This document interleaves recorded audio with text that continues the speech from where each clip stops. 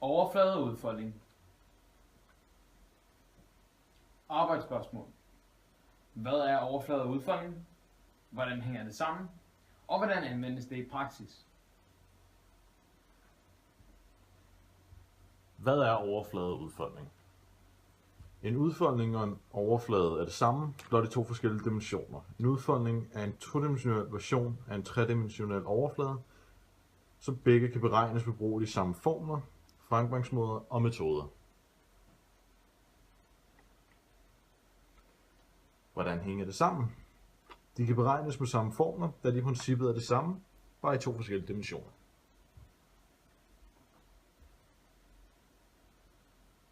Hvordan anvendes det i praksis?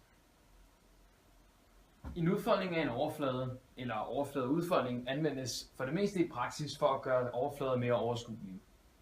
Har man f.eks. 2 siloer, der skal overfladebehandles, med en overfladebehandling, som dækker 8 kvadratmeter per liter overfladebehandling, skal man derfor finde ud af den totale overflade af de 2 siloer.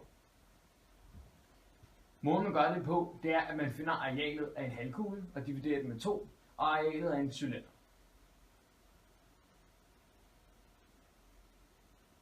Lad os antage, at radiusen på halvkuglen er 3 meter. Halvkuglen får derfor et overfladeareal på 56,5 kvadratmeter. Cylinderen har ligeledes også en radius på 3 meter og er 20 meter høj. Den får derfor et overfladeareal på 377 kvadratmeter. Siloen har i alt et overfladeareal på 433,5 kvadratmeter, og der skal derfor bruges 54,18 liter overfladebehandling for at hele siloen dækkes.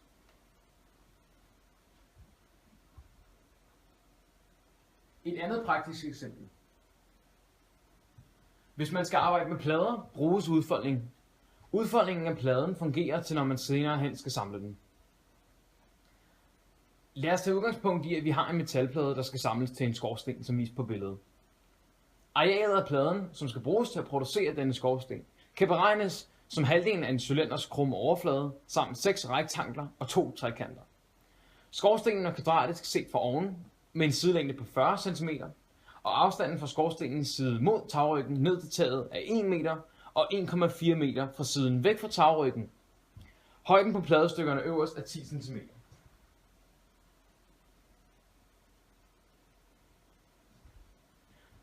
Arealet af overfladen på cylinderoverfladen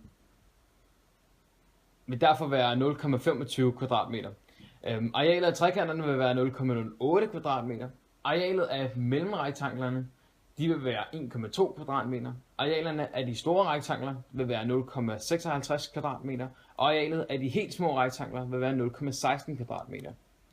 Alt i alt får skorstenen altså et overfladeareal på 2,25 kvadratmeter. Det vil sige, at der skal bruges en jernplade på 2,25 kvadratmeter eller over, før det kan foldes.